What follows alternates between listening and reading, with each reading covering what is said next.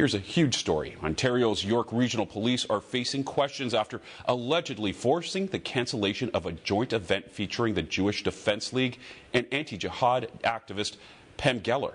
Faith Goldie is live in Toronto. Actually, she's right here in the studio with me.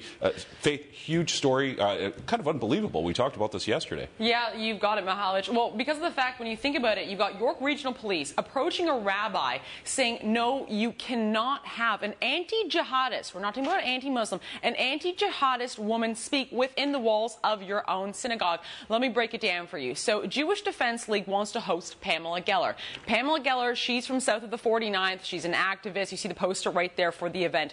Blogger, writer, author, all these different things. And she's become very notorious. Why? Because she opposed the mosque that folks wanted to put up right at ground zero. So this, of course, labels her to a lot of folks as being anti-Islamist.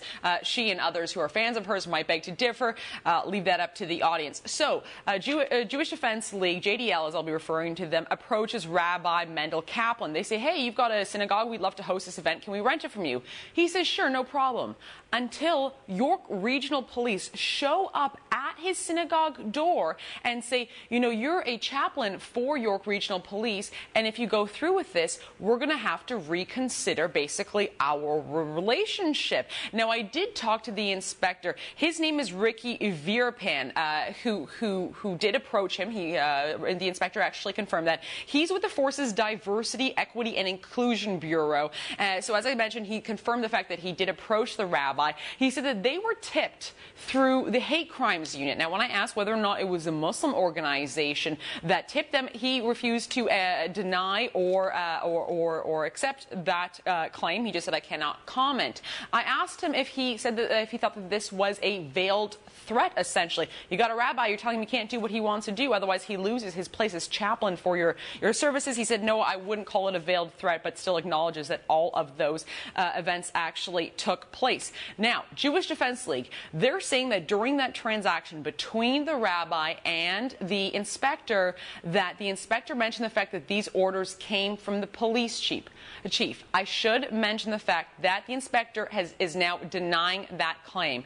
Here is Mir Weinstein from the Jewish Defense League on the entire incident. Listen in. At a time when terrorism has reared its ugly head all over the world, and locally and across the border to our friends in Boston, organizations that spout the destruction of the West, these organizations exist here in Toronto, full connections to Iran, to Hezbollah in Lebanon. On their websites, they preach this thing. In their mosques, these organizations preach such things. Commemorative services are held for the Ayatollah Khomeini here in Toronto, and police officers meet with such people and receive plaques from them at annual events. I'm just mystified.